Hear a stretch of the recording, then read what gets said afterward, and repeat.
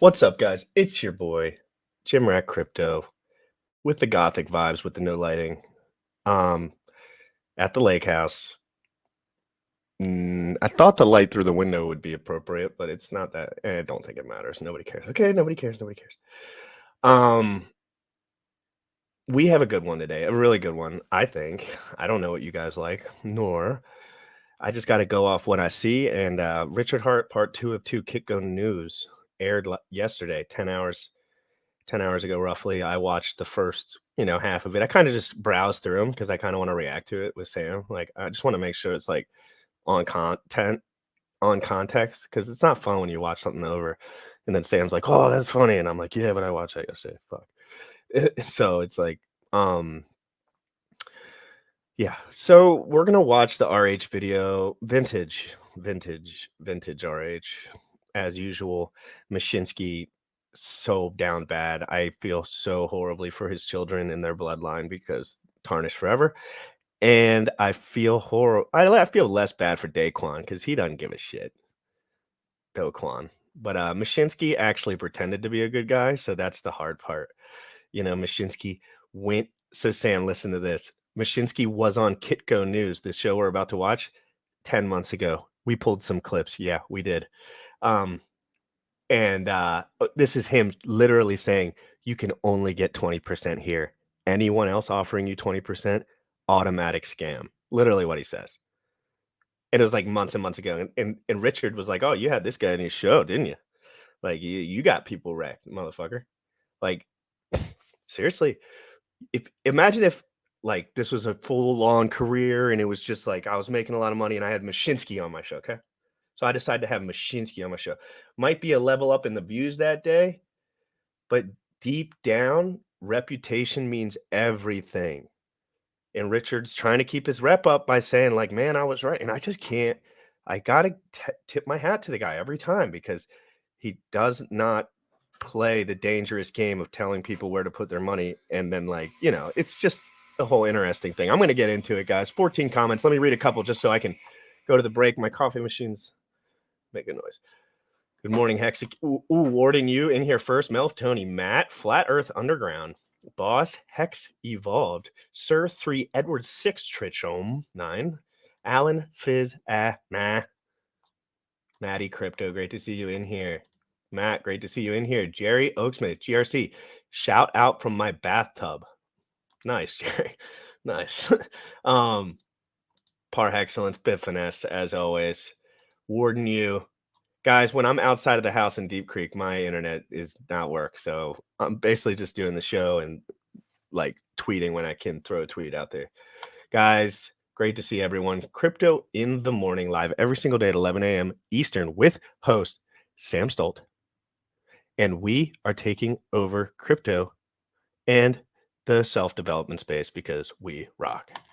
You already know what time it is. Crypto in the morning. Crypto in the morning. Crypto in the morning. Waiting on phone. Crypto in the morning. Crypto in the morning. Crypto in the morning. Crypto in the morning. Crypto in the morning. Waiting on phone. Crypto in the morning. Crypto in the morning. Smoking a blunt on my way to the gym. 11 a.m. and already tuned in. Got me some hacks and I'm making a stake. Got me some heads on, I'm making it rain. Pay me some maxi and that just in case. Jim Redder sent me to show you the way.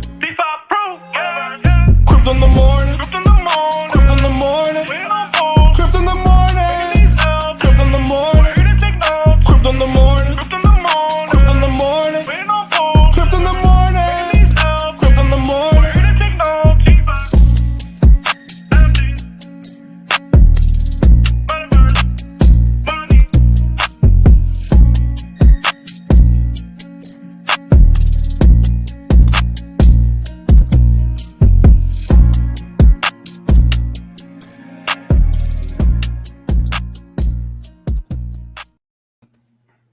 Yo, what's good? I'm looking forward to the show today and hearing this because I think this will help give us context for what's actually going on in the marketplace, or like those things that you only get through experience, right? Like we talk about that, where you only get shit through the experience of paying attention for a long enough period of time. So this is good. And you realize, when did you start to realize? Because for me, that was a realization. That wasn't something I knew inherently. Like, I thought some motherfuckers could tackle some tasks and some motherfuckers could not. And I just learned that that is not the true. Like, you just have to do the steps. You just have to do it. And it doesn't take long if you know that it's a process and you just have to sink yourself into it. It takes but a year, 2 years, 3 years, you know? Yeah, bro. So this is a teeny bit of a tangent, but I was kind of slightly getting into it with you, and I want to share it here because this way it's people can follow the journey if they care to, but the story is what captures people a lot of times. So something that's always been interesting to me is traveling. Right, I've been to 18 different countries, and I've lived in multiple different states. At one point, I was living in 5 different states. I think in 2 years or 3 years. Just a lot of traveling around. It's fun to see the experience, get other points of view, see how other people live, et cetera, et cetera. Plus, I want to live where I want to live, right? And how do you know where you want to live if you don't explore and experiment and test different areas out? So my goal right now, and I ironed it all out this morning with like 2 or 3 pages in my journal, to get to in the next 12 months, hopefully substantially less than 12 months, but get to the point where my business is primarily outsourced. The rental is finished with the renovation and all rented out. And the crypto income, I'm only going to be living off a tiny little bit of that. So I'm excited, bro, because then I'm going to take a month and just go somewhere, probably domestically to start with, but take a month, there's several places around the US I want to check And I'm out for going a month through or a so. similar process, but like a different level of the process. Like, I hadn't traveled that much only for surfing, really. And when you travel for something as specific as surfing, you kind of just like have to figure out like the island, the people, the surf, and then that's it. Like, you just kind of like chill. But I even came here, and I know people are used to vacation and moving around. I am not. I mean, I've been on a bunch of planes and shit. I've been all around, but I've never really traveled. I've never really got comfortable somewhere else ever because I got problems with OCD problems. Like, I just am a little too sticky on certain things. And like me doing this stream here versus me doing the stream at my house, I knew there was no difference, but there still was an emotional premium there, whether it was little or large. It was pretty little, but I was just like, fuck it. Now you go through that experience and you realize you can move. But just like we were saying earlier, you have to experience it. I'm not just going to be like, dude, I'm moving to fucking Japan for my whole life tomorrow. It's just like, I'm not, would that be a bit of a silly decision for me? Probably. In this regard, so to give people a little context, but also I want to ask you about this. So GRC has some particular things that, and please correct me if I'm wrong about this, but he has some things that he's very particular about. And sometimes when those things are dynamic or just kind of like shifting in a perpetual basis, sometimes there's a little bit of like stress that you might create Loss mentally. of control loss. It's like, so how so now you're going through this experience, right? Because that we've had those conversations before, right? So now you're going through this and you're like, you're in another spot, doing the stream, being consistent, showing the fuck up. And how do you feel you're changing? Because I feel like I'm just starting something I should have started a little while ago. And I'm not talking about the streaming, but like being more comfortable moving around. I've always been stubborn about that. Like, I've always been like, I'll be more productive here. I'd be more happy here. I'll stay here. You know what I mean? Like, but now it's becoming more benefit. The value prop is starting to change for me, where my life can actually be better if I move. Before, I didn't really like care or have the resources or even really give a fuck. Like, I just wanted to get laid and kind of have fun and like just feel like, I was, just having a good time or whatever. So it's just interesting, right? Like, I know this is something that I need to experience, so I want to progress in the field. And me, I think about my work a lot. That's kind of where my head goes. For moving for me is actually incredibly important for my work. And I'm not saying where I move or what I do, but being flexible. And I know that. And me, I like to prepare myself for the future, even if it's just a little at a time. Some people like to hit it hard. I always do baby steps. I pay attention. I'm like, I know I won't be able to handle just jumping down to Miami and living there. I know it. I got to take baby steps. I got to take little baby steps because I know what it takes to be really successful. And a lot of people skip the baby steps. it's a journey. Yeah, no, you're right, 100%. People focus. So my girlfriend right now, she's buying a rental property, right? So she's in and she's fucking amazing, right? Like, I'm not trying to say this in any even slight bit of undertone with the negativity. It's just, this is a perfect example to highlight what you're talking about, where people focus on step 14 or 13 or 37 when don't do that. Just focus on step one, the one immediately in front of you. Everybody has their own journey, and taking the time to put that into perspective and just do that one individual step there. Now, as you go through this process of like kind of expanding or shifting the points of view in terms of how you see the world, in terms of like, this doesn't have to be necessarily stressful or anxious about these things shifting all the time. Now, when you think about that and you recognize that learnings or that growth or whatever you want to call it, how else can you apply that? What other areas are you grasping onto something which you're creating the stress or anxiety, and you're like, how do I, because I'm assuming you're enjoying this process of So like, much. oh, right So now think about another area where you got a tight grip mentally on something that you Yeah, can let go of. I have to start thinking about making money. Like I've never had a horrible time making money before, but I've never cared about it. I just have like, and this is gonna sound weird to some people probably, but like it's I go through phases, and like there was an example where I was moving crypto around all the time, and I was probably making more money doing that at the time because I was paying closer attention. Dude, I haven't opened my fucking stakes or shit for fucking a long time. I don't even care. If the price dropped today, I wouldn't even care. If the price went up today, yeah, I would care, but I wouldn't really care. Like, my brain only has a reward system towards the one thing that it's focused on. And it's a problem because my reward system for everything else just dies. It's like, I don't even care. I just want to do this stream. I don't even care. I just want to be more successful doing whatever I'm doing at that moment. And it can hold me back from being better overall.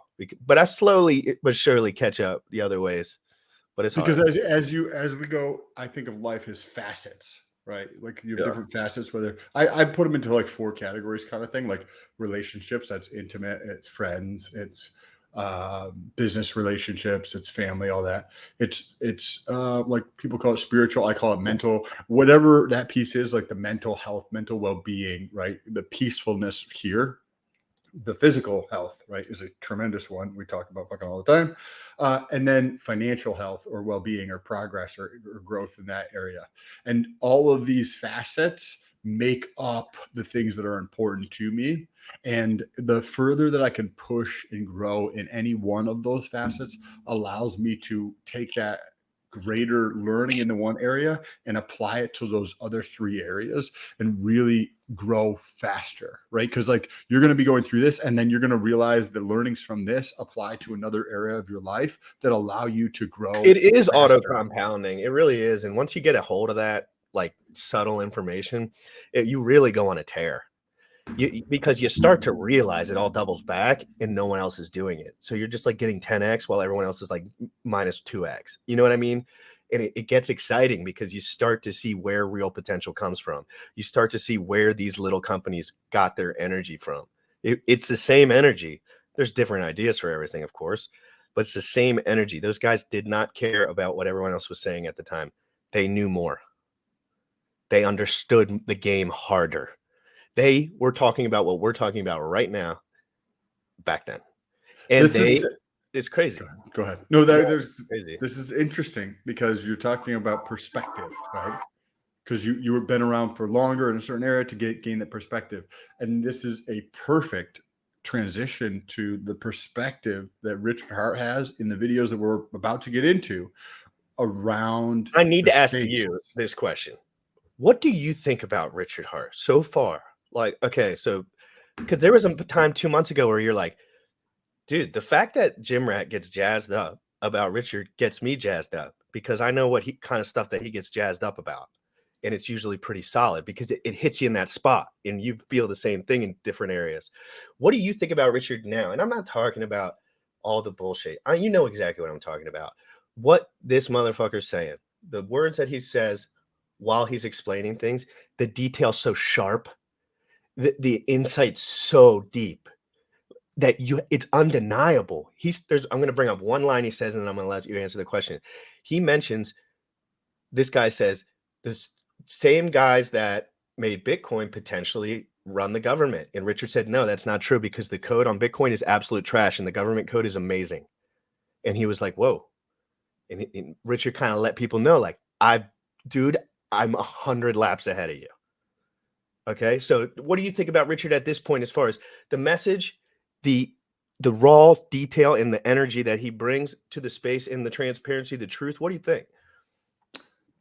I think he's a smart fellow. Like, I respect him, and I think he's accomplished stuff. I think he tries to be more hyperbolic than he needs to get a point across, and it loses people, right? Like, if you actually have any experience with government like software, it sucks balls really, really, really, really, really hard, 1,000 times worse than BTC does. Like, I worked in the government, it is fucking Well, I think trash. he just said it's more complicated. No point. but Like, you have that's just the example you brought up, right. but does the same things in other areas. But he's a smart guy. He's way more experienced than I have in the crypto space, and I respect that. Do you think it's safe for me to defer to him for crypto shit? Oh yeah. When I'm thinking on my own, I'm not talking about like when I'm like, because I have to make calls too, guys. Like, I have money, right? But also remember that, put it into perspective too, that everybody's going to act in their own best interest. Right. Right. So But the only problem I have with that statement is that's 100% true. But Richard literally tells people he's in a weird position where he's been mega rich for 25 years. And he says it in a very literal way. He's like, guys, I hate to break it to you, but I've been retired for 25 fucking years. 25 fucking years. That's longer than GRC basically has been alive. And this man's been retired. He says his incentive structure is messed up. He says the only thing that gets his rocks off is power now. And the way to get power is to make this thing work, in his opinion. That's what it was like. He's like, that's all I know what to do, because he can't buy anything else. He said he doesn't do it. It doesn't feel good. He doesn't care. But that's not most people's experience, right? 25. And that's why I always bring up those minor details, just because incentive structure is huge when you're talking about personalities. But like, why don't we try to suck money out of everyone? Like, you don't work in your own best interest. When we could just do a million different things that were like a little bit on edge, but not super on edge, and get some money. But like, it's not worth, because I did that. I did that with girls. We have done that. With the girls thing, and then you realize like it's just not rewarding. Like, and it's good point. You know what I mean? Like, I've done that, and then I want to like be in a relationship with business partners and friends for decades and decades and decades to come, right? Like, I want to still be friends with GRC 30 years down the road. And yes, if I'm trying to pull fucking value, that's not how it fucking lasts, right? It's providing value to every single person that I come into contact with. And on average, as this perpetuates, there's enough value that comes back in beautiful different ways that I don't expect, because I'm not trying to ask for value. But that's just directly related to like what people would think about you off first glance. Like, obviously wouldn't know you, so like, you're a big motherfucker, you're strong, you maybe potentially use steroids. Like, they're gonna be like, this dude's out to steal your shit. Like, clearly, like it's as clear as day. Me too. Like, what the fuck am I doing here? Like, what? So random guy, no college shit. Like, oh, he's trying to scam everyone. No, I just am really interested in this. And I understand what it takes, because I don't know why I understand this, but I understand what it takes to be uber successful. Some people know what it maybe takes to be kind of successful, but what it takes to be uber successful is to be thinking about it 15 years in advance and knowing that you're going to be there. So it's just like a different game. And a lot of it has to do with confidence, because of the weird, like, risk-taking behaviors that we maybe took as a youngsters, or like whatever. Like, it kind of like propelled us in that way, where I was like, dude, I don't care if a girl dumps me, dude. I don't care if the fucking car's gone, dude. I don't give a shit if you take everything I have. Like, it gets to that point because you're like, it's just a bullshit game. Like, take whatever you fucking want. It's like, I could get it back. It's like, it's a stupid. And once you get away from the emotion and turn more into like, it's just a game. It's just like World of Warcraft or whatever. Like, somebody's the best at it, right?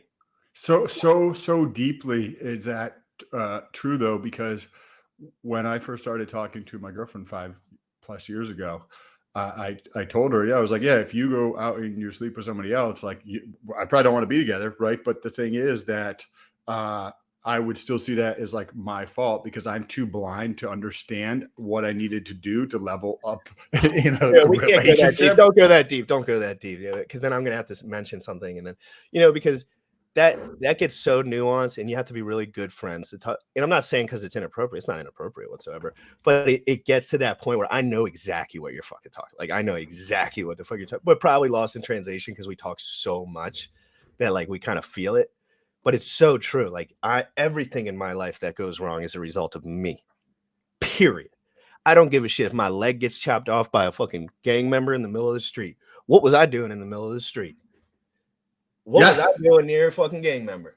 bro. And What so was many I people doing with fucking make excuses on this bullshit. They're like, there's to this the guy. point, Sam, where you could shoot at a cop and miss him, drop your gun and get shot back, and they will protest until that dude's in jail. Like Correct. it's just not. And they'll be like, I "Oh, didn't say it. it's not my fault. It's not my fault." Wake the fuck up. Okay, guys, I'm stopping right here. 21 minutes and 35 seconds in. Timestamp it. We're gonna play this, and I am gonna Sam. I'm just gonna pause it because there's nice timestamps on this, so it's kind of easy. And I'll just ask you for your insight, or I'll jump in. And but I'm probably so I want to. The whole USD thing is okay. I just gotta play this. Fuck it. It's so good. It's so good.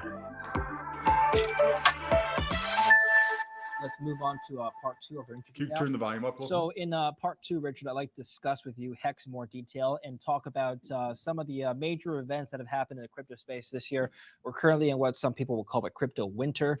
Let's talk about Luna Terra first. So Terra destabilized. It's an algo stable coin. It got destabilized early in the year. Luna, the coin backing Terra, completely plummeted to zero. Now Do Kwon launched Terra 2.0. But Terra Classic, that plummeted to basically zero. And overnight, might I add, overnight. So one of the issues is that there's no supply cap. Basically, it had to be inflated to infinity to prop up the stable coin that it's supposed to be backing. Of course, it failed to do that. That's why both collapsed. Let's talk about what happened there. Sure.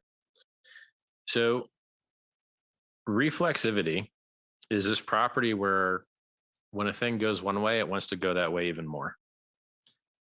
It's like a cascade. And so in crypto, when the price goes up, people want to buy more.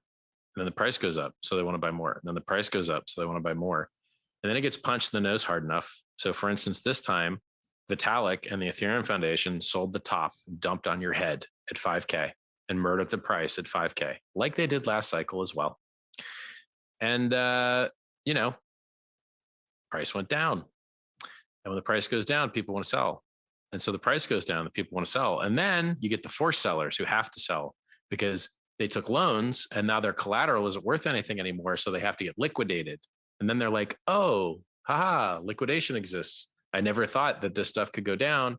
And so 3 R's Capital gets liquidated and Celsius is bankrupt. And these other lenders have gone bankrupt because their worldview just didn't understand that, yes, this stuff goes down. My worldview, I've been here so long, I've seen it drop 85% over and over and over again. I know this stuff goes down. It's okay. It's in the game. It's an opportunity.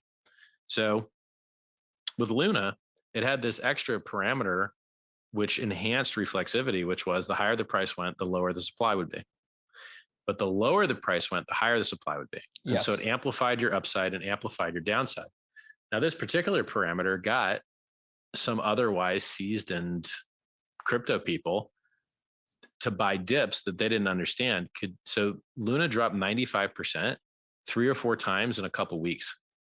And people aren't used to that kind of volatility, even in crypto. So people would buy the dip after a 95% drop. And because it had that extra parameter of minting nearly infinite more extra supply as it went down, it would go another 95%. And it would bounce a little bit. And then it would go another 95%. And everyone that bought all those dips lost all their money. And here's the funny part. I warn people, do not short. Do not short. You will lose all your money on a scam wick. There was a company that lost $20 million. I guess they don't like listening to me. Shorting Luna. Can you imagine losing $20 million shorting Luna that went down 95% 4 times in 2 weeks? Can you imagine that? but they don't Wait, listen. how do they don't lose money? understand Yeah, scam explain. wicks. How do you lose money shorting something that went down? Because it bounces for a second and liquidates you and then goes right back down. Okay. So the volatility liquidates you. So even if you got the direction right, you'll get liquidated and then it'll keep going down without you, because these scam wicks come up and liquidate you. They hunt you and you get liquidated and buy the local top, and then it goes right back down the way that you knew it was going to go. Yes. It's so easy to get liquidated shorting. You've never seen anything so easy in your life. Okay. Can you explain whether or not Hex could ever experience, in theory, something similar to Luna? Could the supply of Hex be printed to infinity? No. It doesn't have that property where the supply is tied to price. The supply is the supply. It can only inflate at a maximum of 3.69% a year, no matter what. And that number is actually a lot higher than reality, because since the average stake length is 5, 6, 7 years, you only get that inflation at the end of your stake. And so because the inflation is delayed that much, it's delayed forever. It's like a snowball. If that snowball starts out a lot smaller, it takes a lot longer to ramp it up. And since that 3.69 is on such a slow ramp up because these stake lengths are so long, our actual inflation rate is much lower than that. You know, Bitcoin went to 20K from a penny to 20,000. And when it was at 20K, its inflation was 3.89. So our inflation is lower now than Bitcoin's ever was on its way to 20K. And Bitcoin's used to be exponentially higher. Is there a burn rate like with Ethereum? Well, Ethereum is still net positive emission. So, you know, the burn just cancels out some of the emission. There's still net positive emission in Ethereum. So guys, remember when we're watching this, whoops. Remember when we're watching this, that this dude is a pro interviewer, but he doesn't care, nor he's doing his job. He streams twice a day. Okay. And he does it, and he does a good job. And he's interviewing properly for an interviewer. If you look at his suit, just know he's a professional. He's a legacy. He's not like a me, but he's like a mix. Like he's a legacy turned crypto kind of guy, interviewing big heads, running a business. But him and Richard are clearly cool. Like they're clearly cool. And I think they respect each other. But these questions are for the audience. But he does kind of expose himself at the end a little bit for not knowing anything. But it's okay because he's doing his job. He's doing a good job, and he lets Richard get these points out. We'll go back. There is no, well, I mean, it depends on what you consider a burn rate. People will accidentally send Hex directly to the contract address, which locks it forever. That's a part of, in theory, a burn. People will do emergency end stakes. Like a hacker will hack an individual. Like some idiot will give his keys away to some guy. Like someone pretend to be support and go like, hey, you need to verify your account. And people are like, oh, fake support's here. Better give them my seed words. And they give the guy their seed words.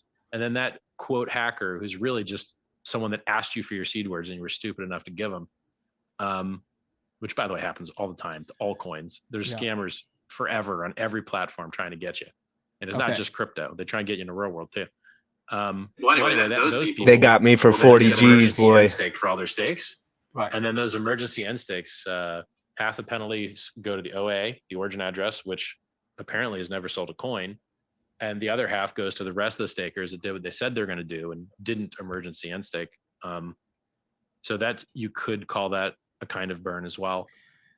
Let's just say that whatever our game theory is, to have perfect flawless operation for near 1,000 days now, and to be up 250x versus Bitcoin and 2,500x versus the dollar, it's pretty good. Game theory is working pretty good.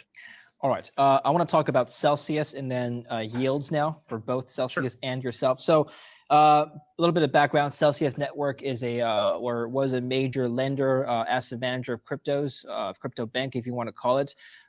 You could deposit your cryptos, whatever they might be, Bitcoin, Ethereum, and so on and so forth with Celsius, and they pay you a yield. Now, it turns out they were lending those cryptos to other institutions. Those institutions were paying them a yield for their lending, and then in turn, Celsius would pay you a smaller yield. That's more or less how a financial institution, a bank, works, except that yields are higher and the spreads are higher in this case.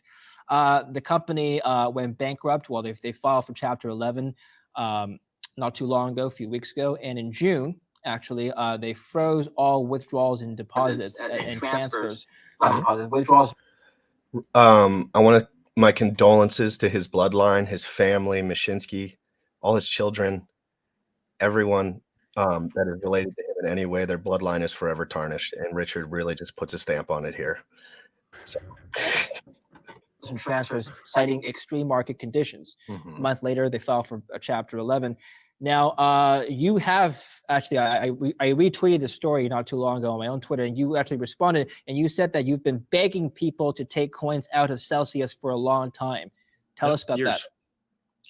I invented a product that generates yield while you hold your own keys. No one can screw you over. There is no counterparty risk. There is no middleman. You mint your own coins, you mint your own rewards, and you're the only person in the world that could possibly do it. Okay. What does everyone else do? The opposite of why crypto was invented. They want to take your keys from you. That scumbag piece of trash, Mashinsky, who went on your show and tried to get people to part with their keys, who said that Hex was a scam, right? Oh, Hex is a scam. Hex is a scam. Oh, yeah, Hex is a scam. We're doing great, and you're bankrupt, buddy. Okay, I'm just gonna. On your website, I'm just gonna let's explain how the hex staking works and how that's different from maybe something else. So on your website, it says hex stakers get rewarded for locking up their hex for time periods of their choosing. It's not obligated, of their choosing, between 1 to 5,555 days, about 15 years. The yield consists out of a yearly 3.69% inflation, which you talked about, bonuses like the historic big payday, and penalties. Okay, so somebody looking at this from the outside, Richard, might ask, okay, well, if I lock it up for 15 years, what is the what is the chance that I won't get my money back after 15 years? I mean, 15 years is a long time. How can you guarantee a Hexican who locked up their hex that they will get their money back after the end of the locking period? No one can. No one can guarantee that. I don't know that the planet will be here in 15 years. We're going to be struck by a meteor. Like, it's nonsensical question. What I can tell you is you would have got 1,000,000% returns had you bought January 5th of 2020 and held till like 8 months ago without staking at all. You don't have to stake at all. But if you did stake from January 5th, 2020 until say 8 months ago, then you would have made like 1.5 million or 1.4 million% returns instead of 1 million%. So staking is totally, completely optional, and the vast, vast, vast majority of the gains comes from the USD appreciation. So if you don't like long-term, so I'm going to mention one point and then transition to you. I really like how he gets into it here. I know a lot of smart men that don't stake hex, that have hex, and I'm just going to say that I don't choose to do that because those guys have fuck tons more money than me. Fuck tons. Wonder why? Because they allocate resources to assets that go up 1,000,000% and they keep them liquid because they can. Why do you need yield when you have $100 million in 3 different assets? You really don't. You just want 1,000,000% would be fabulous. You know, like I think this interviewer is doing a very good job. I think he's doing an excellent job. You know, and the approach that he's taking, but it also seems like, you know, Richard took, you know, a little bit different of approach than he normally does, or just because of the way this guy's interviewing him. I think this is going very, very well because these are questions that people who don't understand hex, because if you look at this from the outsider standpoint, Celsius through Anchor, you can earn 20%. Hex, you can earn 38%. Well, this one looks like a scam because it's 38%, right? Over here, right? But then you look over here and this is the bank of the future, this kind of thing. And it has a lot of similarities to a bank. So this is easier to like grasp for some people, where 38% looks like a scam. Like that's going to look like a scam. So getting into the details to allow people to understand this, because sometimes we go down the rabbit hole and we don't give enough context for people who are going to watch this in 6 months and have no effing clue what we're talking about. Yeah, exactly. And I think a lot of channels do that. And then they're like, why didn't you watch my shit? And it's like, because I don't know what the fuck you're talking about. Content creation is about entertainment because you have to get people started, right? Like you got to get their wheels moving. Just like the fitness challenge was a catalyst to losing like 400 pounds of Mexican body fat. It's just like a good channel is a catalyst for people to learn. because they like me, they like Sam, they like the way we interact. Well, yeah, we know that. So let's get some information in their ears, right? And that's why we're here, right? We wouldn't do this if we were just like desk jockey dudes. We're probably just doing something else real hard. Like, but just like we both fitness guys, we, we don't mind taking pictures. We like talking. So it's kind of just like it's an easy fit, right?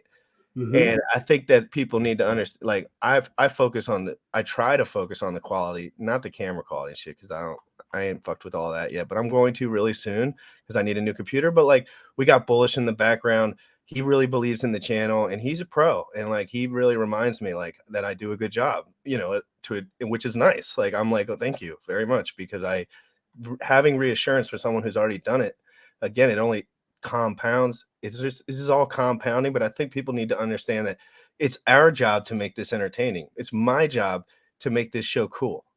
It's not just coolness itself that makes this like, oh, you need to listen to me. If my show sucked, there's guys out here that have way better information than me, and they have 10 active live viewers for 3 years straight. It's just like, and you know what I mean? And that's what they do. Like, and I'm like, dude, you suck. You suck at what you're doing. So just figure it out. Because I know what, when you are successful, you know why people become successful. And some people just be like, I stream every day and it's just not working out. It's like, nope, I DM 700 people a day. It's working out no matter what. You know what I mean? Like and then that deep down, like that I'm like that, or like vice versa, or anyone you respect in a certain field. So it's like, it's a compounding effect when you want to be around good people and stuff like that. And then you do stuff really hardcore that makes me jazzed up about nutrition, like it's all this big cycle. But to be successful, you just have to like move a little different, I think. And when I say successful, I mean stay away from like, I don't know what I mean. No, it's interesting though. I think that was a good tangent, right? Because the show we're watching is good from the standpoint like this dude who's acting like a professional. He looks like a professional. The set looks like professional, and it takes effort. And it's just like your journey through expanding your mind and point of view from moving or shifting from one location to another location. This guy, to get to the level of where he's at, wasn't a snap of a finger. It's an iterative process where you're making small, minute changes to improve each day to get just a little bit better, so that in 3, 4, 5, 6, 7, 8 months, this is going to be way better than it is today, period. Yeah. And when you're watching guys like Richard, talking to guys like you, interacting with guys like Wales, everybody, right? It's motivating. Whenever I DM Richard, I just say thank you for motivating me to be better, because I want him to know that, because I think that's a nice thing to say. Like I would like someone to say that to me, because that's all that really matters. I don't give a fuck about like Hex that much. Again, I love Hex. It's the only crypto I buy, but it's just that it's a crypto that I buy, right? Like it's a financial asset. I don't really care. I care about the people. It's just like knowing what's going on behind a company, right? Like you're going to have more confidence in the company if you know they're all busting ass. And I know Richard's busting ass, bro. Like, because look at him. He's here. He's I get a video of him every other day and he's dropping knowledge when he's on there. He does not sit around and say, yo, my life's so dope. Like he will. I think this approach that he's taking for marketing is far better than like trying to just buy fancy shit. He mentions it at the end too. He mentions the whole thing, and he doubles back on. And I want to know it. We'll watch it. He covers everything at the end, like about himself. So we'll dive. Cool. Let's get back into here. Yeah. Horizon thinking, don't stake. But the people that do get outsized returns. And by the way, you can stake with a ladder. You can stake a little bit for short time, a little bit for long time, a little bit for medium time, a little bit not at all. I think it's stupid to just have one giant stake that ends far in the future. Yep, that's super stupid. The issue is if you buy that flexibility, you're getting a little bit less yield because longer pays better. I'm just curious as to what the percentage of total Hex held is staked. Do you know? Under 10%. I think it's like 9.5. Oh, okay. No, that's the reason the yield is so good. If more people stake, the yield would be lower. Right. They're inversely proportional. If 100% of people stake, the yield would just be 3.69. Yeah. But because about 10% people stake, that 10x amplifies the yield. So another thing is, I want you to imagine that Bitcoin had launched Everyone called it a scam. Satoshi owned all the coins. You bought it at a penny and you were able to lock up your Bitcoin for 10 years. How happy would you be right now? How few people in Bitcoin actually got to ride that 690 million% gain? Barely anybody, because they all sold, because they were smart when they thought they were smart when they sold on a double. But then it doubled again and again and again and again and again and again and again and again. Hex doubled 13 times. Bitcoin doubled more. And so people think they're smart selling their futures. Nope. In crypto, it goes up a lot higher than you think is possible, and it goes down a lot lower than you think is possible. Okay. Let's talk about your yields now. You Hex claims to pay an average APY of over 40%. Is that true? Well, it depends on when you staked. So if you got in when the share rates were lower, then you could be getting 60% right now. Like if you had a 15-year stake and you got in when the share rate was the lowest, you're making like 60% APY. Right. If you got in like now and just did like a 1-year stake, I think you might be at 15%. So there's like various calculators people put out there. And so, you know, how long you stake for and at what price you get your shares, it makes a big difference. And the share price only goes up forever. That's how we simulate compounding interest. So if you buy a Bitcoin mining machine, the value of that mining hardware goes to zero because it becomes obsolete, because smaller processes that are more efficient come out and you can't mine at the energy cost anymore. You'll just lose money. The opposite is true in Hex. When you get your shares earlier, they become more valuable over time, not less, because the share price in Hex terms.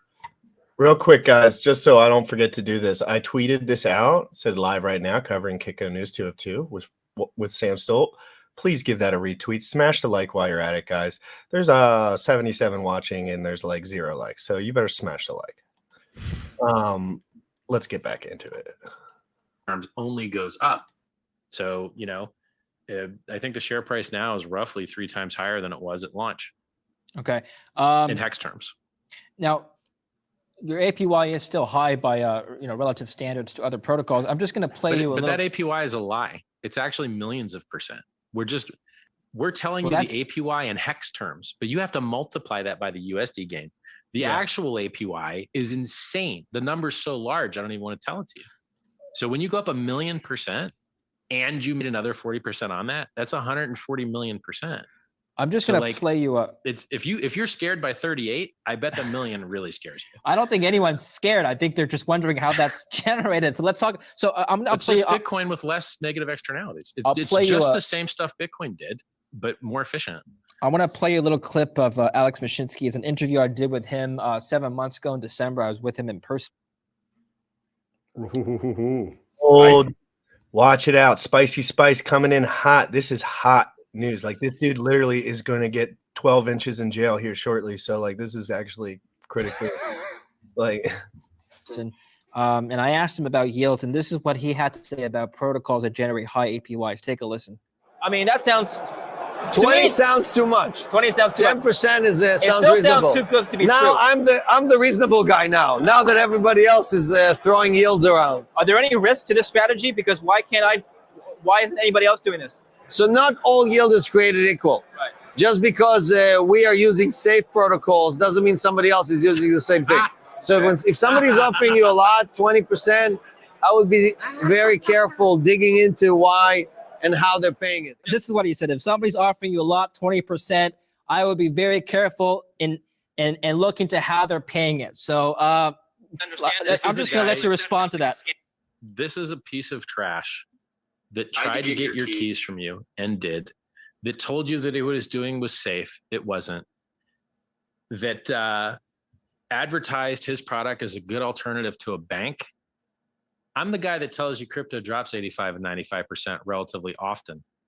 I'm the guy that posts the price chart with all the dips measured. Look at this dip, look at that dip, look at this dip, look at that dip. He's the guy that lied to you. He's the guy that's bankrupt. He's the guy that screwed a lot of people out of their futures because they took home equity loans out and they mortgaged their houses to buy his quote safe product and lost all their money. So I'm a self-help author who's got 2 self-help books you could download for free that gave away Hex free to Bitcoin holders. That is now doing the world's largest free airdrop with Pulse Chain. It has 100% perfect, flawless operation for about 1,000 days now. Right. The price went up 10,000x. I can't win any harder. I called the top on the day. I can't win any harder. I've run out of things to annihilate. Like, I don't know what I could do to show more dominance in this industry. Well, right now you can explain how you generate your yields, exactly how the yield well, I don't. staking mechanism. It has nothing to do with me. It has to do with the demand exceeding the supply. Why do the stake lengths keep going up? Because people believe more and more in the system. Why does the price keep going up? Because the amount of people that want the coins exceeds the amount of coins that are available. It's really This that is where I simple. don't think Richard Hart does a good job. If let's say today, hypothetically, I don't think Richard Hart. This is the second time somebody's trying to figure out how Hex works, and he does a very poor job of explaining how Hex works to people. So the yield part, right? Because that's what they asked. So and I want to bring that up because so the yield part for me, and I think he gets a little frustrated here and then dives back into it. So let's give him a second because he does, again, he says the same thing all the time, and he's also talked to this guy for a long time now. So and he knows the dude kind of knows, but like he's trying to do his show and get the information, and so Richard needs to identify that a little bit better. Like Richard is just an hour and a half, way hours. better. Just you lose people here, and it sounds like a scam if you can't explain your own shit. And that's what and we like. can tell that he's being just like, but like you can't tell that if you don't know. If you don't like, I read. Somebody asked, "Hey, how do you earn 38%?" Cool, super simple. You don't need to talk about all this other fucking bullshit. You just want to understand where this is coming from because with Celsius or with other protocols, you want to understand the yield. It's that one. How do you do that? Well, shit, fucking Let's give him the benefit of the doubt that because I did watch. I think I still watched up to like 20 minutes or so, and I really do think he gets into it here. So, but let's get back into it. That brought up thoughts from the previous. And when I'm gonna just run it till the end, Sam. And again, if you have to get off, you have to get off. It's no big deal. I'm just gonna run it till the end, and that's when the show's gonna be over. Cool. I have something at 12:30, so I'll just get. Just let me know. Just let me know. No biggie. Nobody else buys any more Hex. Yes. The same exact thing would happen to Hex. Could you still pay yields to your current stakers? You understand that okay. This is a very important concept for you guys. Yeah, please. You have to understand this. You take a piece of paper and a pen and you draw yourself a picture of a pony. And whereas before there was no pony picture, magically through the fruits of your own labor, there's now a pony picture that you can put up for sale. Hex. There's no Hex until you, with your private keys, mint your own Hex through the fruits of your own labor. You're the only person in the world that could possibly do it. You're not getting paid by anyone else. There's no middleman. There's no company. There's just you. You are generating your own Hex coins from thin air, just like a Bitcoin miner. So the Bitcoin network rules reward Bitcoin miners for blowing up the environment. The Hex network rules reward Hex stakers for staking their coins for time. So we mine time. They mine electricity. The good news is time is infinite. Electricity is not. The environment's not. So while they're blowing up the environment, you're just delaying gratification. The most successful, proven investment strategy that's ever existed. And how many people would have wished that something would have forced them to not have weak hands on their Bitcoin investments? When something has product market fit, time in the market matters more than market timing. When you buy a scam that just goes to zero and stays there, time in the market doesn't help you. So if you have something that has product market fit, it has a walled garden, it has a niche, it has a community, it has a logo, it has a brand, it has a unique benefit statement. It's on. Still sounds like a scam. He's not even answering the dude's questions. No, I think he's getting to the point that a little bit that it's your keys, but like again, people don't know that shit. They don't know what that means. But the simple thing, right? So for me, I was like, hey, how does Hex get 38%? Well, it inflates the entire effing supply. How much is staked? 10%. Well, the entire supply goes up by 3.69%, which equates to 17 fucking trillion tokens. Now that 17 trillion tokens gets squished and distributed over to the people who are staked. That's where the 38%. I would just super simple. One effing sentence. I would even simpler it down to that. Like for this shit, like if I was on here, I'd be like, it's a new crypto with no middlemen. and it has low liquidity, and it's pumping hard because it's new, and it's the reason it stays up because people love it. Then there's a great community, and because it's a product that doesn't involve middlemen. And when the middleman is the reason a lot of these products fail, and that's what I would probably say. But I want to know where the shit comes from, right? But I mean that it comes out of it comes from nothing. It's just like yes, but that's what I don't think he does a good job explaining of at all. Yeah, the pony picture thing is a little like undercutty because it's kind of like you don't want to start talking about that because then people are going to be like, oh, it's like almost like a smart alecky thing to say. But I mean, not really, but kind of. But the people are not grasping. Like the dude is clearly not grasping this. He did a second interview we watched a couple weeks ago. He tried to explain it in a different way, and people the way he explains it doesn't click. He gets it by the end, but yeah, Richard could clean up. Richard, just hire someone. Richard, just somebody who has his ear, let him know, like, hey, whole supply goes up by this much, that gets squished to 10% at stake. That's why that's so high, because the 90% don't get shit. 10% get all of what the 90% should have gotten. Period. Simple fucking answer. I just think he needs he doesn't need, he can do whatever he wants, but I think someone just to prep him before the streams. Because again, like if he was having this conversation with you and it was like a private, it just would be a different conversation. I think he needs to buy into more of like this is an interview for people that really don't know about Hex. It's not about him anymore. And it still feels like, and I don't mean that in like a ego way. I mean that like you're right. In the beginning it was about him. Now it's about Hex because Hex is big enough now where it's happening. Well, I mean, it's it's a great point. So stop making it about yourself and make it about And I think, but I think he's starting to grasp it, believe it or not. But I know he also has really smart ideas about guerrilla marketing, and they do kind of work. But again, they kind of work. I don't know if they really work. I got to figure that out, and I think he's trying to figure that out too. But I really just think it's just like his lazy way to get max value, but it's just the lazy way. So you're not going to get max value, if you know what I mean. I think we'll get into the marketing stuff. Yeah, we'll keep it going. Yeah. Because I have some unwrapping new users. Sure. It's time in the market is what's going to kill. And it's when I say kill, I mean do well, right? So imagine if you'd bought Hex 2 years ago, you'd be up 2,500x right now.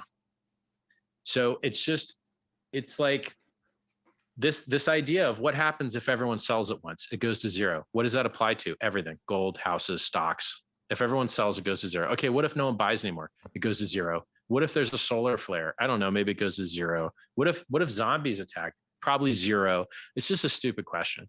So when you have the world's best performing asset class, and particularly the one more secure than Bitcoin that has a flawless, perfect operation for 1,000 days, I'm going to take that one over all the other trash that's getting hacked and wrecked and bankrupted constantly. No, I'm not saying if everyone sells Hex, all crypto can go to zero and stay there at any moment. No, I understand. You could also have a heart attack while you're listening.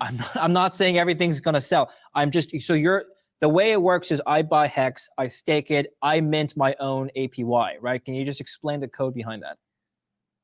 Well, sure, yeah. Like it's Bitcoin with proof of work change. Like okay. I can't say it more clearly.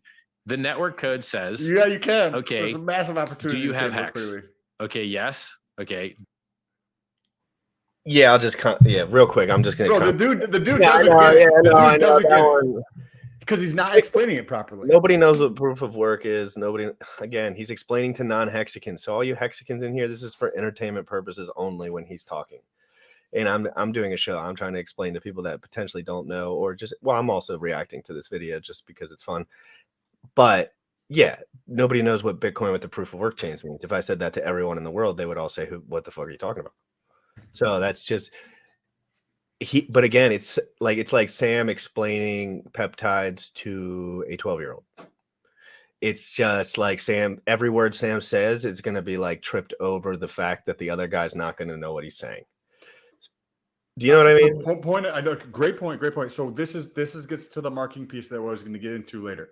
Yeah. I think instead of spending money, you can still spend money on stupid shit, right? Or not. I'm not going to say stupid shit. You can still spend your money on cool stuff, right?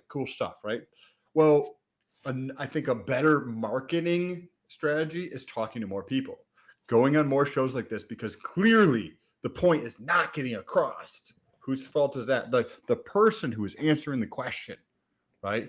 Yeah, they would have moved on. If he could have, he would have probably moved on. Correct. And he doesn't get, this is the third or fourth time he's trying to get the same. Well, they got before they get to no, it's like a little more if he spent 3 hours a day going on different shows every hour you do, then he's going to get better articulating this shit. Because what if you own a business, which this is fucking his shit, right? This is his business. How do you understand what is going on in the marketplace of the customer? By talking to more people, right? And you get better and better at articulating what those pain points are for customers to overcome those, right? One is, where does the 38% come from? This is the second time where it's really, really struggling to try to get this point across. Like, change your fucking approach. Like, this is, you know what I mean? Like, we can get it done in one sentence. It's inflation goes up, the whole entire supply. And again, I'm going to point this back to, it has nothing to do with Richard's intellect. It just has to do with him not caring, because it's just hard to care. And that's why you got to start hiring people, brusky. Like I'm telling you, I don't care about thumbnails that much. But I think just talking to more people, it would click for him, because he's a smart guy, as you just mentioned. He's a smart man. He isolates, he's got lots of experience. Mentally.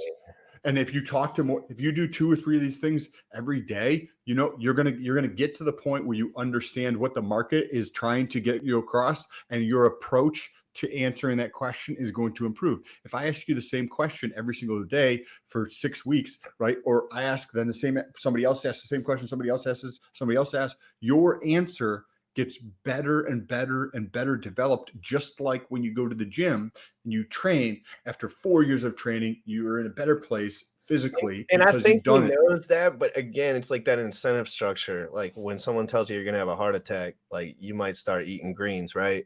Like on that day. And Hex is doing so well, and he's doing so well.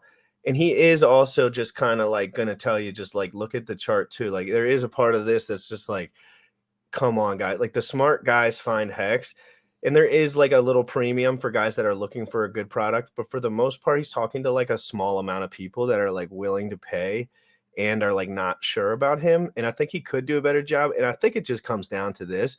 Like he just does not care about this part of it that much. And it's easy as fuck just to sit there and talk.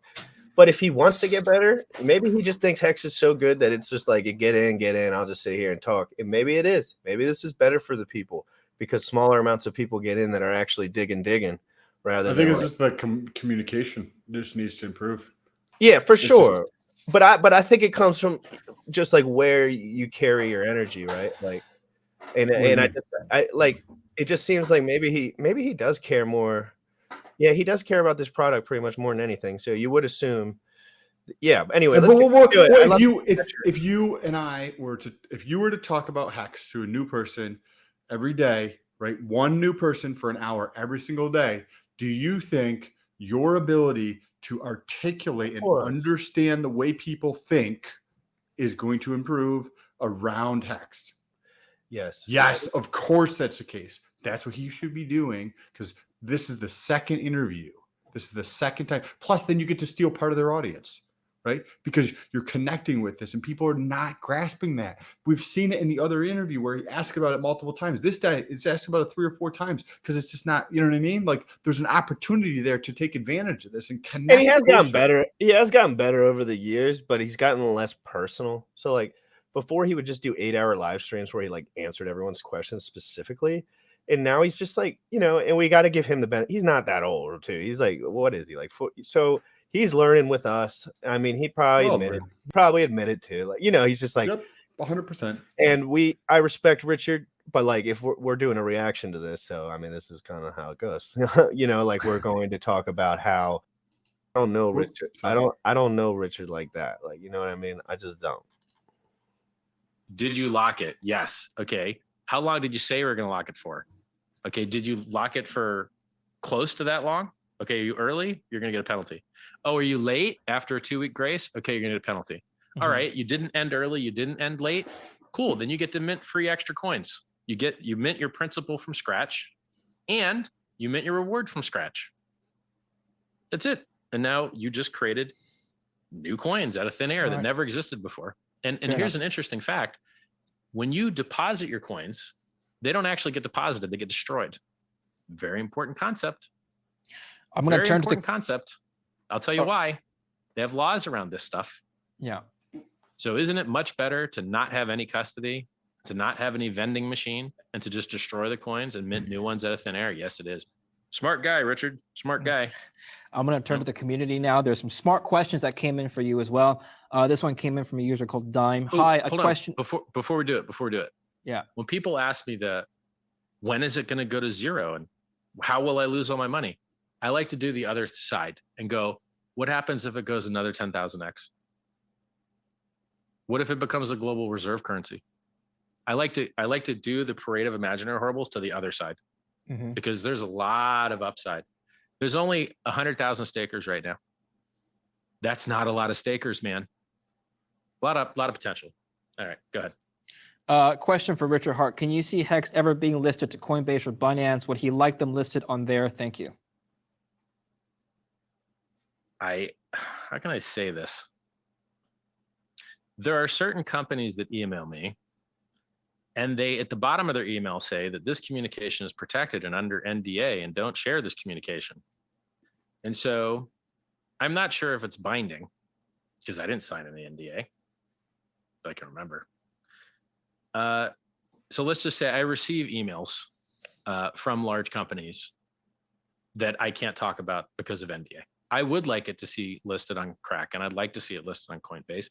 I'd like to see it listed all kinds of places because my boy loves that they have Kraken. listed get their users destroyed, and their users lose all their money. Yes. So Hex would prevent that horror. So a lot of these places listed Luna. Luna went super duper duper to zero. How did that help everybody? No, everyone got wrecked. They would have all been way better off. He said super duper zero. Okay, I'm a Celsius. You put money in, you bought Hex, you can sell your Hex anytime you want. No one can stop you. You bought Celsius, you're locked up, buddy. Sorry, stuck, bankrupt. This is an interesting question. Similar lines of thinking came in from someone named Stay Golden. Why do you think Hex has actually been kept out of mainstream media and hidden on sites like CoinMarketCap when coins like Doge and Sheep are marketed on the front pages? Look, there's already a lawsuit about that. So Hexagon already brought a class action lawsuit against CoinMarketCap for lying about our market cap forever. You can't have a ranking site that ranks things based on their market cap and then not rank ours and just pretend it's not there. Our price goes up, we're at 201. Our price goes down, we're at 201. That's actually another question. Why do they do that? Why does CoinMarketCap always list Hex at exactly 201? Because they're not good at their job. They're literally not good at their job. Occasionally, they don't gatekeep us properly, and we appear on the front page where we belong. Yeah. Oops. Okay. And then they get around to patching it and screwing us and sticking us lower again. They're just lying. Like, don't pretend to be a ranking site and then not actually rank things and then manually force things on the third page while you constantly list things that go to zero on the homepage. Yams, zero. Luna, zero. All time. Thank you so much for the 10 euro super chat, Yannick Cadobili. Thank you so much. I see you in here all the time, and I very much appreciate that. Have a great day. Actually, crap. It's a zero. And so there's something called the scam industrial complex. Real quick. Who can afford to market to you in crypto? People that take money from you. Okay, who takes money from you? Exchanges that want to beat you up with fees. Margin trading houses that want to see you get liquidated and lose everything. YouTubers that promote referral links to margin trading exchanges where you're going to lose everything. And how does the user benefit from something like volume? Volume is how you measure how much the market makers and exchanges are victimizing the users. Users don't make money on volume. Users make money on price. Price go up, user get rich. Price not go up, user not get rich. But market maker get rich. Market maker loves arranging price. And so I see these people that have everything so backwards. They want to see more volume instead of less. How much volume does the Mona Lisa have? Low volume, so is a crap asset? No, great asset. How much volume do houses have? Extremely low volume. Bad asset? No, traditionally good asset. Right? What's Apple's turnover and volume versus its market cap? Quite low. Good asset? Yes, good asset. And so people want volume, but they shouldn't. They want middlemen, but they shouldn't. They don't want to hold their own keys, but they should. And I have to just try and educate so many people on better ways to do things. Yeah. And so like when you talk about, and this is another thing, there's only 100,000 stakers. How long do you think that will last? That number keeps going up every day. Every day there's new stakers. Every day there's new addresses. Every day there's new people hearing about it. Everything's going great. I want to get through as many questions as I can. A lot of them came in. This one came in on my Twitter page. By the way, the scam industrial complex. Hex deprives those guys of all their money. How is the exchange going to make money on you when you locked up and you can't get beat up trading? How is the YouTube affiliate going to make money on you when we don't have a referral program? How is the CoinMarketCap website that sells ads to guess who? Margin trading exchanges. How are they going to make money on you if you're locked up just making mad gains in Hex? So the scam industrial complex is not a friend of Hex, because Hex cures all those ills and empowers the users instead of the scammers. I'm here to protect you, not some company. This one came in from a user on Twitter. Ask Richard who owns the Hex Origin account. Well, you're not supposed to know. It's not publicly known. Worked out good for Bitcoin. Who's Satoshi?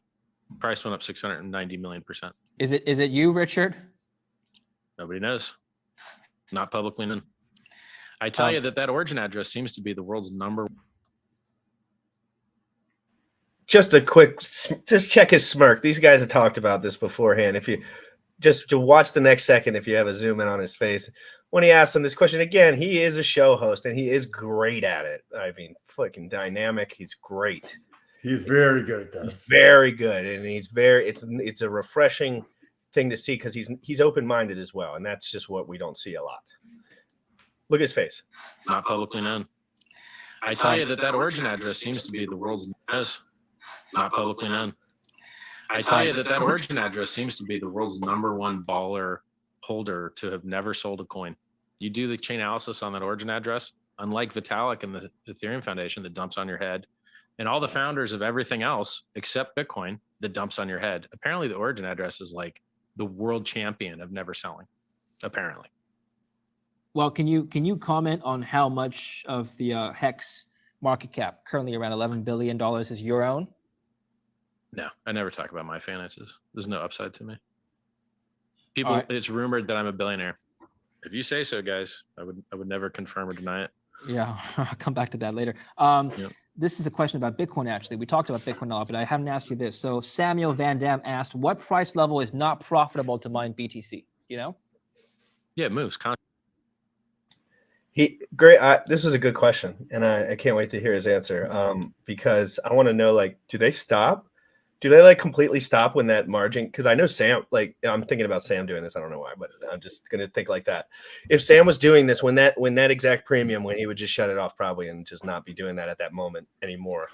I have a buddy who mines Bitcoin, and he makes, I think he said he paid about $180,000, and he makes somewhere between, say, 15 on a really low month to say maybe 25 to 30 on a high month. Right. So he paid about $180,000. He has the warehouse and everything, has all of his shit set up in there, a bunch of shit fans, all the mining stuff. And he makes somewhere between 15 to say 25, 15. You think he would ever come on the show? Probably. I would like really, because it's like outside perspective land, like someone who's not like regurgitating the same information and they have their own information. And I'd love to have a dynamic conversation with him about BTC mining in particular.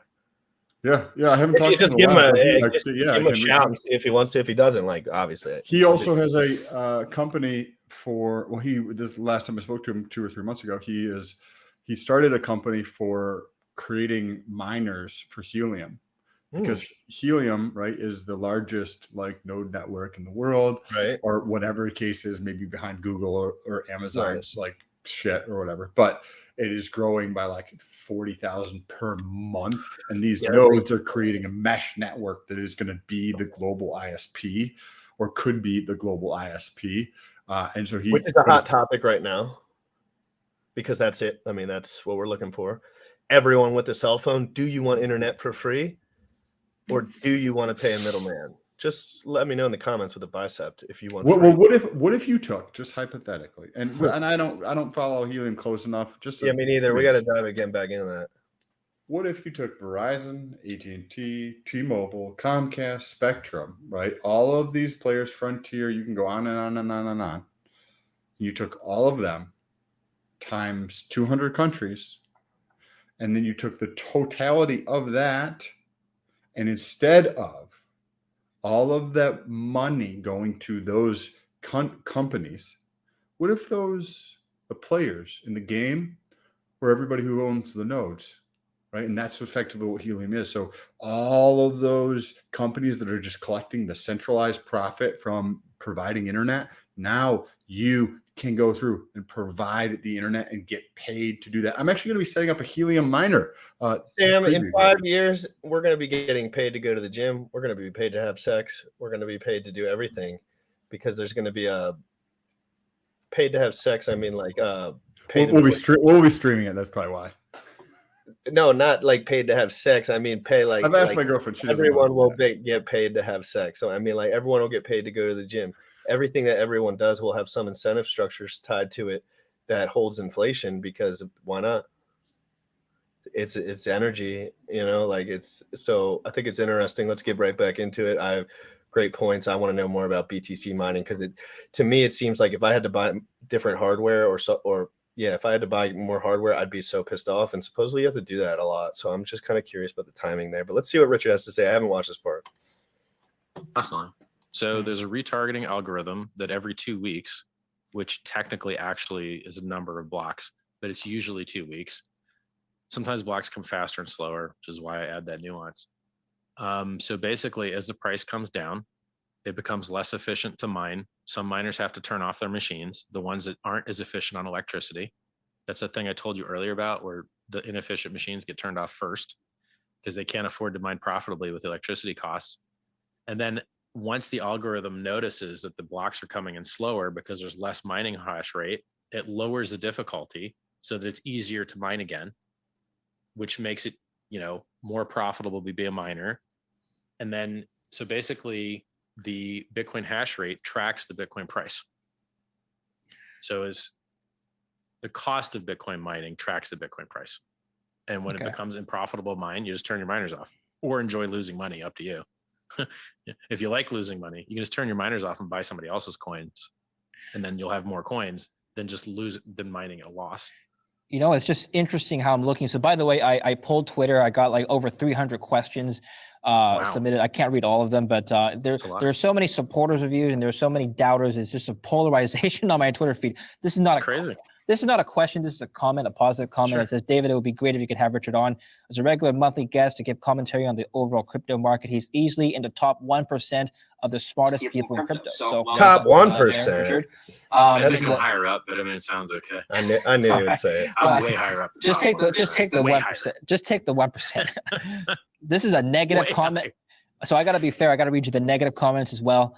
Ask him, how does it feel having a successful Ponzi scheme? You've been called a Ponzi before. Probably feels good. One more time. Oh, this guy's really good. Yes, he's great. A Ponzi scheme is run by a central counterparty that scams you and defrauds you and lies to you. You give him your money. He says he's going to give you back more, but then one day he doesn't, and you lose your money. In Hex, there is no middleman. There is no counterparty. There's just you. You mint your own rewards, and the market decides the price, and there's no middlemen. Sometimes the price goes up, sometimes the price goes down. So far, it went up 1,000,000% in 2 years, 2.5, 2 years, under 2 years. So, it can't be a Ponzi, literally cannot be a Ponzi, because you're the only person in the world that owes yourself anything. You owe yourself your yield. You mint your own yield. No one else gives it to you. You give it to yourself, just like drawing a pony picture, just like being a Bitcoin miner. Except being a Bitcoin miner, you got to fellate electricity companies and fellate mining hardware manufacturers. In Hex, you don't need to do either of those things. Mm-hmm. Okay. I want to make jokes, but they're too spicy. I was going to say you could just have to fellate yourself, but you have to remove the rib. So the issue is the three claims that people make are Ponzi, pyramid, and bubble. Okay, let's talk about these. Yeah. Ponzi has a middleman. Hex has no middleman. Cannot be a Ponzi, period. Pyramid, multi-level marketing. Do you Right. get paid bringing someone else in the system a commission? No, you do not.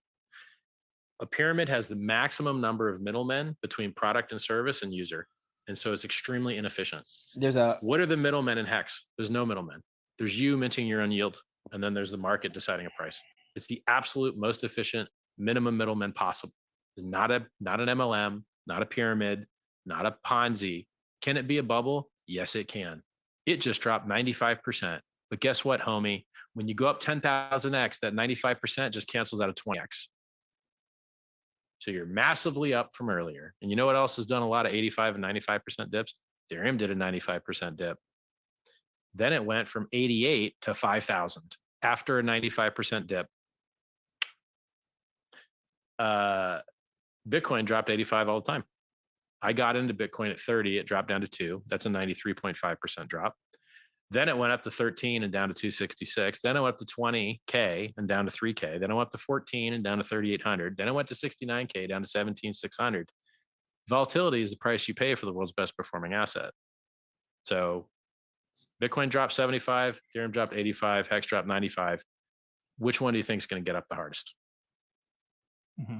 Okay. A lot of people want to know about Pulse Chain. What is Pulse Chain? When is the launch? Sure. A lot of people are asking that. Well, Pulse Chain is Real quick, guys, I'm going to drop the tweet one more time, and we're just going to let it roll for another 10, 12 minutes here, and we'll get back into it. Please retweet, hit the like, and subscribe if you have a second, and you're very nice. I'm going to jump off at 12:30 exactly because I got another call to be on, but I'm going to stay on until that point. You got it, bro. And if it gets real spicy, well, I'll just watch the end with you tomorrow. This is the world's largest free airdrop. We're going to reduce Ethereum's fees by basically doubling their capacity or more. We fork the Ethereum system state so that all of your coins get copied on the new chain for free. You can go play with those coins now if you want. Go to pulsechain.com, go use the testnet. You can go trade those coins for fun right now on the testnet. And we're just waiting for the devs to, improve a few things, higher throughput, more security. And then we can go to mainnet. It's just software's hard, right? If you want truly secure software with perfect flawless operation, it takes a while to get it right, and Hex took a long time to get right. And that's the reason Pulse Chain, we've been at it for over a year now. Probably longer. We've probably been at it for about a year and a half. And we're close, man. We're so close. If my devs were dumber, we would have already launched. But because my devs are so good, it takes longer because they catch all the things. They're like, hey, this, that. You're like, yeah. So it's to be miraculous because it can reduce the gas fees, which are too high. It can give us higher throughput. It can save the environment. Yeah. And it's got better tokenomics. It burns the coins. So 25% of the fees are just burn. And top of VIP 1559 as well, which also does burning. So I'd have to estimate how much extra burning that'll do. And so we've got Pulse X, which is our fork of Uniswap, which does fee burning, no inflation, only deflation. We've got Pulse Chain, which has deflation only and fee burning in protocol. It's really awesome. Like, we're going to soon have vertical integration. We're going to have Pulse Chain Consensus Network, Pulse X trading, Hex value storage. We've got a wallet being built now as a MetaMask replacement. That's nearly complete vertical integration. The only thing that's missing is fiat on-ramps and off-ramps. That's it. I mean, it's pretty awesome. Okay, we got time for a few more, and then I'll let you go. I've kept you long enough. Thank you for your time, by the way, Richard. You're very generous with your time. My pleasure. Thank you. Now, so we've talked about Pulse Chain. You tweeted to me, DM'd, you said you bought $10 million worth of watches, 3.5 million worth of cars. I'm just curious. I'm a big watch fan myself. Which watches do you own?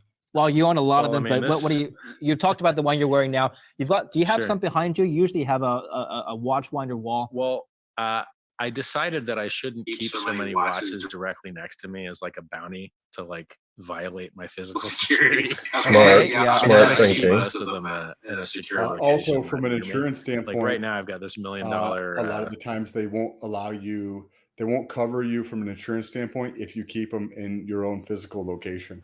Oh, so you think you might have read between the lines a little there? Interesting. I know that's a great thing to know. If he's insuring his Well, business. if you get robbed, you ain't getting shit. Richard mentions that he only buys assets that go up in price, whether they're expensive watches or not. So he clearly likes the value prop of a lot of these things, and he likes value props in general. So, but we'll get back into it. Sam, do you want to just jump off since he's talking about watches? And This is perfect time. Watches are super interesting. I know I didn't know if you fucked with watches. I don't. No. This is perfect time. I got to jump off of here. This has been awesome, bro. Good calling this. This dude has been the best interview I've possibly seen with Richard Hart by far. Hey, we'll get on. We'll get on with him. This time next year. Yes, cool. Hey, everybody, have a great day. Check out the links down below if you'd like to support Instagram, Twitter, TikTok. I'm starting to produce content on there again. Other YouTube channels should have new content out on YouTube. I haven't been creating a ton of content besides the show in about a week and a half. So I should be ramping that up this coming week. So looking forward to that. Got a lot of good stuff to show you. All right. Well, everybody check Sam out every single day because he makes videos pretty much every single day, and he's all over Twitter now, which we love. The Hexicans got him over to Twitter real quick, which we love. Have a great day, Sam, and I'll talk to you tomorrow. Peace out, dude.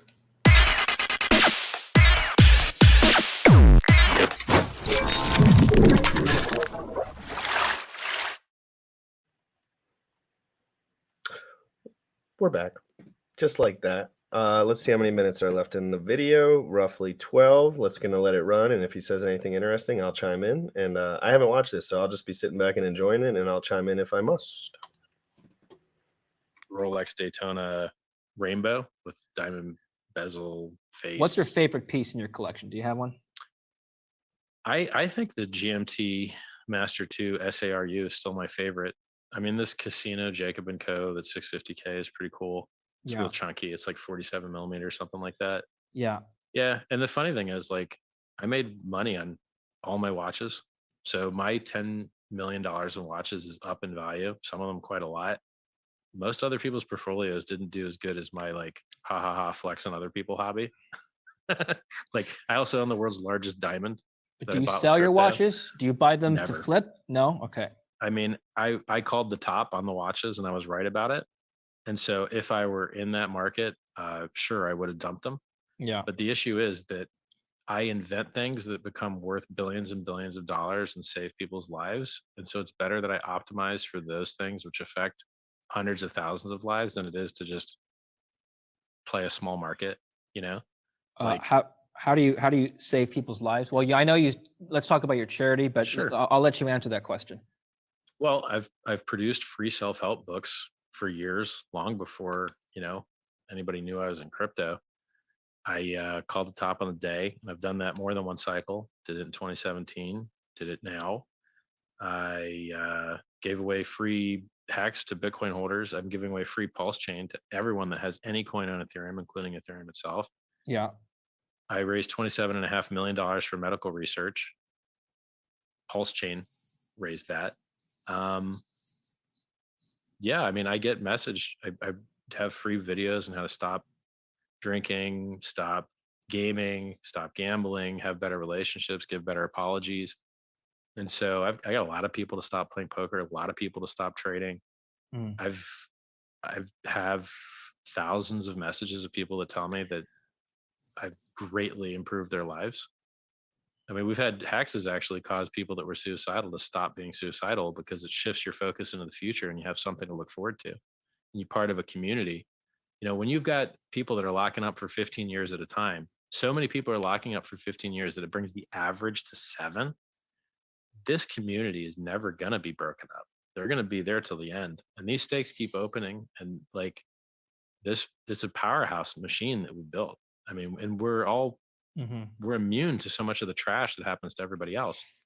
All these guys are getting wrecked on these lending programs, not Hexicans. All these guys are getting wrecked when exchanges get hacked, not Hexicans. So I post in a lot of threads. I keep a running thread of all the things that have failed in crypto. And it's so long that your finger gets sore scrolling through it. You're like, wow, that's crazy. Billions of dollars lost to bridge hacks. Oh, isn't that cool that when Pulse launches, your coins are already on the other side. You don't have to bridge. Much more secure, isn't it? Oh, isn't it cool that Hex doesn't require you to give a contract permission?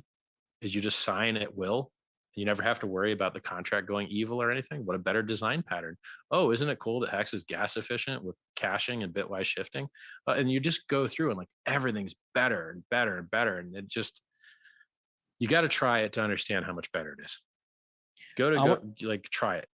I want to close off by just talking about your own personal growth over the years. I mean, you yourself have just said, you've done a lot of things differently back then. You're doing things differently now. There are things in the community that, things that you do that the community don't appreciate and that you stop doing. Oh yeah, the outreach marketing. Yeah.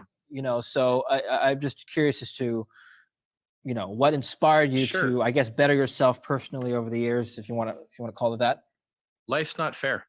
So, I mean, like I've done everything. I've done all the Tony Robbins events. I've walked on burning coals. I've jumped off telephone poles. I've, been on helicopters on top of volcanoes. They're making a documentary about me that should come out before the end of the year. You'll see me racing my 1,000 horsepower Ferrari and driving monster truck with 8 wheels and just doing all types of crazy stuff. I get more news articles about eating $600 per spoon caviar than I do about raising $27 million for charity. I get more news articles about buying the world's largest diamond than I do creating a coin with perfect flawless operation, 1,000,000% price performance in 2 years. Life is not fair. People will only pay attention to me if I'm outrageous. It's not fair. It's disgusting to me. I don't like it, but it's the world that we live in. And guess what? I'm built for that world. I'm loud. I'm outrageous. Here's my $20,000 glow in the dark bag. Here's my $50,000 Louis Vuitton bag. Here's my $350,000 snake bracelet from Bulgari. Yeah. If the world wants me to do these things to get attention, previously I talked about my PP size, but the community complained enough, little crybabies. During the bear market, no matter what marketing you do, people are like, "Oh, it's not working." You're like, well, "Dude, do you it's feel like market. do you feel like you need to do these things anymore? I'm just gonna close on this comment. I don't This have is to, but I'm in it for glory, man. This is a scathing critique of your, I guess your extravagance, if you want to call it that. This came in from a user on my Twitter. He goes by the name Tennis Pro. He's not using his real name, but it says, prior to Hex, you would frequently slander Musk and Bezos for not putting money into research to save themselves and their families. Yet now you're more wealthy. You use your money in far less productive ways than these individuals, watches, cars, etc. Do you intend to put your money to curing aging? And he says, raising money for charity is not the same as directly donating yourself to charity. Oh, God. How would you respond to that? So stupid. I volunteered for the Sens Foundation in like 2007 when no one ever heard of it before. I knew about it long before Vitalik donated to it. I knew about it long before Sam Bankman-Fried donated to it. I was invited to be on their board of directors. For a guy that's probably donated $0 himself to say something to the guy that raised 27.5 million is wild to me. I believe that if you don't invest in medical, like live forever or die trying. Now, as a fat guy, my personal growth has mostly been at the scale. As a fat guy, I need a pill to save me or I'm just dead. So we better get them pills coming along. Here's the good news. If you get the pills to work right, it helps your family. But if you drop some weight, it doesn't really help your kids. It doesn't really help people 10 generations from now. And so eventually we'll cure aging. The question is whether you'll be alive to see it or not. It would suck to be the last guy to die from polio before it was cured. It really would. So I find that highly insulting. As the self-help author that gives away free coins, free books, raised 27.5 million for charity, called the top on the day, I prefer to be worshipped, to tell you the truth, as the best person in this industry, rather than get smack talked by nobody. A lot of people, nobodies and or otherwise, smack talk you. I guess that's part of the game when you're a public figure. You do have a lot of supporters. So to all the supporters and the haters alike out there, what is your final message to the crypto community? What are you trying to, you're talking about curing stuff. What are you trying to cure in crypto? Not your keys, not your coins. Cryptocurrency was invented to get rid of middlemen and counterparty risk. If you do not have possession of your own keys, if you've given your keys to someone else, if you've given your coins to someone else, please take possession of them, or you will be one of the headlines. So right now, I'm talking to all you guys again. There will be another large hack. There will be another large bankruptcy. Some large portion of you dum-dums that are listening that just can't take my good advice are going to lose your money. Just like the other dum-dums that got wrecked by Celsius and wrecked by other similar entities. I can't say it enough times. Not your keys, not your coins. Mhm. If you want free self-help books, go to t.me/scivive. If you want, follow me on Twitter. I got 250,000 followers there. Twitter.com/RichardHartWin, YouTube.com/RichardHart, Instagram.com/RichardHartOfficial. I'm really here to save you. I've been rich and retired since 2003. So it's about 20 years I've been retired now. And by the way, I live in the same place. Have you noticed that? So 2017, Richard, same place. 2022, Richard, same place. So my cup is already flowing over. Like I spend so much money at Louis Vuitton that they send me a Christmas cake and they send me Easter chocolates and they fly me out to Paris and put me in a hotel for Fashion Week to try and sell me more stuff. Let me know what they're doing for you. Nothing, because they don't like you as much as like me. I've run out of stuff to buy. I'm in this for glory. And glory for me means the best performing assets, the highest uptime, the best community. And as far as aging goes, there's still other things on the checklist. The Save Your Butt Fund that invest in things that might save your life, but also you can get rich on. I want to do that. It just has to happen after Pulse Chain. So my other kind of longevity initiatives and maybe political initiatives, like I would like to start my own country in about 6 or 7 years. But this all has to come after Pulse Chain, one thing at a time. You're gonna run your own country? Well, I'm not sure run it is the right word, but You're gonna start your own country. I think that I think a lot of people are very unhappy with the way their governments are treating them. Okay. And I think that you can edge out an economic free zone like Shenzhen used to be in China, Hong Kong used to be.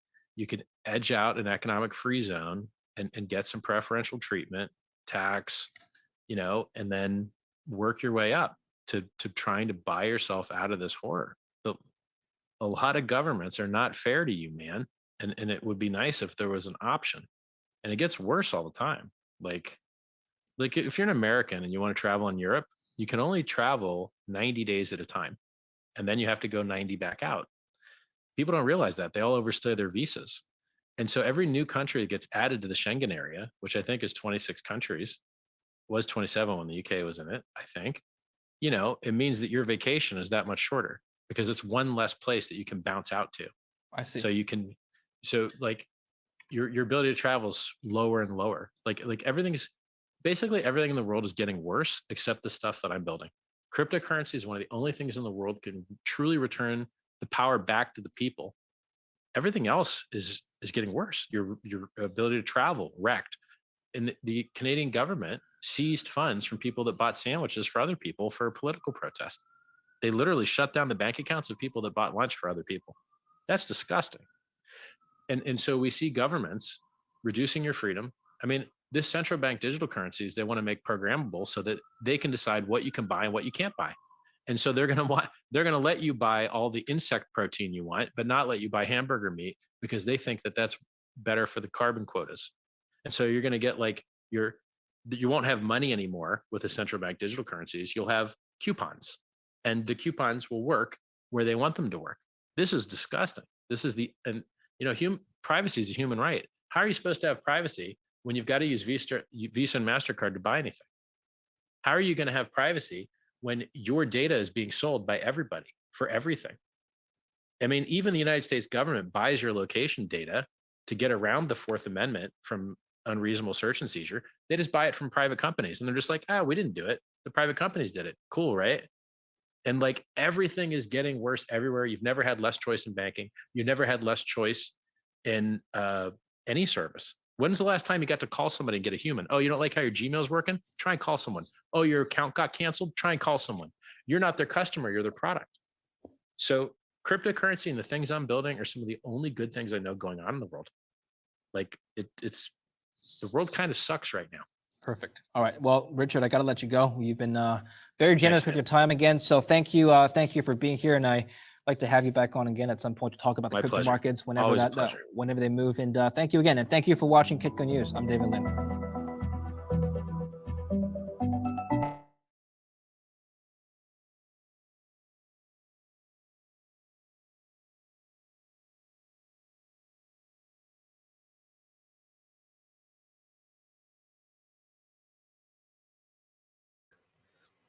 Fuck, I forgot to unmute my mic.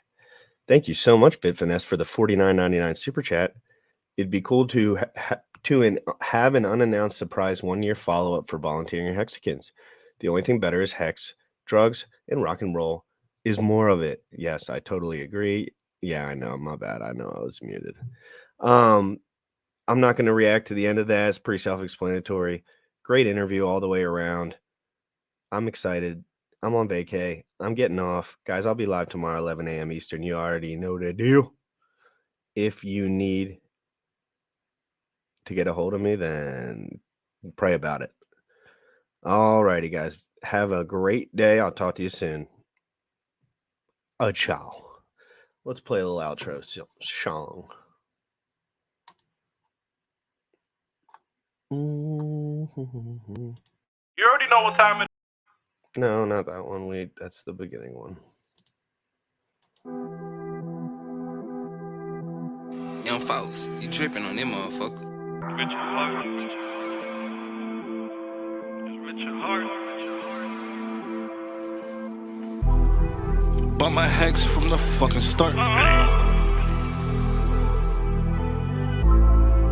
.1 every day we mark.